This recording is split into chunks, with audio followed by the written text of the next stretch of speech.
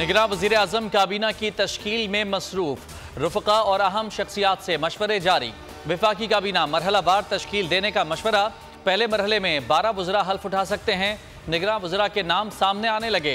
ज़राए का कहना है फैसल बावडा, खुरम हमीद रोहड़ी, अहमद चीमा, जलील अब्बास जिलानी समेत मुतादिद नाम ज़ेर गौर हैं। हफीज़ शेख, डॉक्टर शुएब सडल और सरफराज बुख्ती का नाम भी गौर जारी। जुल्फ़िकार चीमा, शमशाद अख्तर, रजा बाकर, इश्तर साफ के नाम भी सोच विचार। अबसार आलम, सलीम साफ़ी और हामिद मीर के नामों की भी तजवीज़। वज़ीर आज़म ने तमाम वजारतों, महकमों और डिवीजन्स के सरबराहान की फहरिस्तें हासिल कर लीं। ज़राए के मुताबिक ब्यूरोक्रेसी में बड़े पैमाने पर उखाड़ पिछाड़ का इम्कान है। निगरान वज़ीर आज़म से गवर्नर गिलगित बल्तिस्तान की मुलाकात। निगरान वज़ीर आज़म बनने पर मुबारकबाद दी। साबिक वज़ीर आला बलोचिस्तान जाम कमाल और अली मर्दान डोमकी की मुलाकात। नई हुकूमत, नए इरादे, नए चैलेंजेस। निगरान हुकूमत के सामने एक नहीं कई मसाइल। हुकूमत की पहली तरजीह मईशत है। निगरान वज़ीर आज़म अनवारुल हक काकड़ की ज़ेर सदारत माशी सूरत हाल पर अहम जायजा इजलास। वज़ारत ख़जाना हुकाम की मईशत और IMF प्रोग्राम पर ब्रीफिंग। IMF प्रोग्राम और आइंदा की हिकमत अमली पर गौर।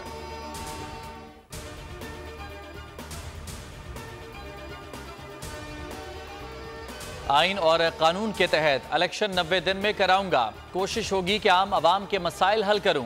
निगरान वज़ीर आला सिंध जस्टिस रिटायर्ड मकबूल बाकर नकवी की बोल न्यूज़ से खुसूसी गुफ्तगू। कहा कि फ़िलहाल निगरान काबीना के हवाले से कोई फैसला नहीं किया।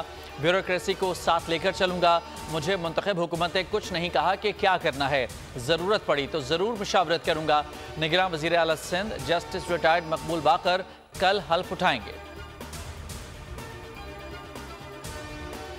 कौन बनेगा बलूचिस्तान का निगरान? वज़ीर आला और अपोजिशन लीडर के दरमियान मुलाकात बेनतीजा रही। किसी भी नाम पर इत्तफाक ना हो सका।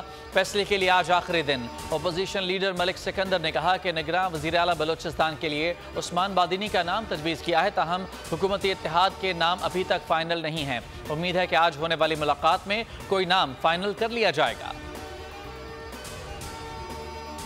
पेट्रोलियम मसनूआत की कीमतों में इजाफा होगा या कीमतें बरकरार रहेंगी? निगरान सेटअप आइंदा 15 रोज़ के लिए कीमतों से मुतालिक आज फैसला करेगा।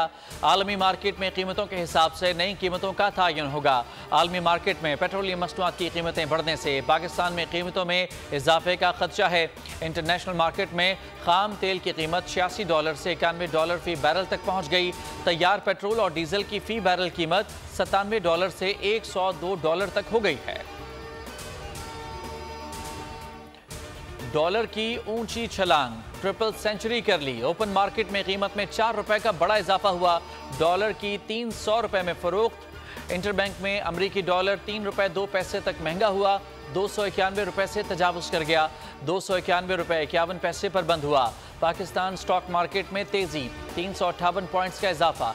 ट्रेडिंग के दौरान 100 इंडेक्स 48,700 से ज़ायद पॉइंट्स पर पहुंच गया। 141 पॉइंट्स पर बंद हुआ।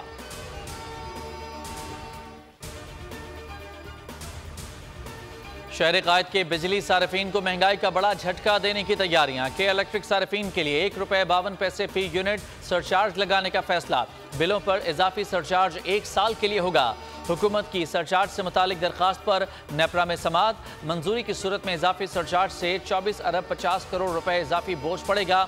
नेपरा इदाद शुमार का जायजा लेने के बाद हतमी नोटिफिकेशन के लिए वफाकी हुकूमत को फैसला भिजवाएगा।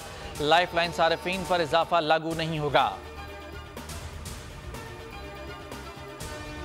और टोल टैक्स में इजाफे के खिलाफ कराची में हैवी गाड़ियों के ड्राइवर्स का एहतजाज। स्टील टाउन लिंक रोड पर एहतजाजन गाड़ियां खड़ी कर दी। गाड़ियों की कतारें लग गईं, ट्रैफिक जैम हो गया।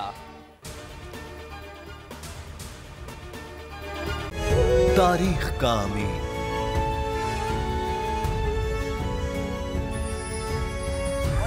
आजादी की अलामत,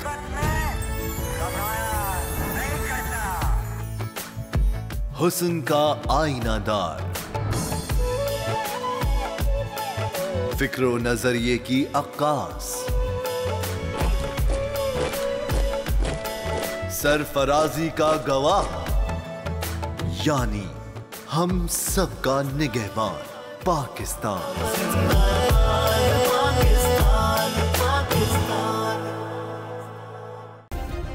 सब्सक्राइब करें और बेल दबाएं ताकि कोई खबर रह न जाए।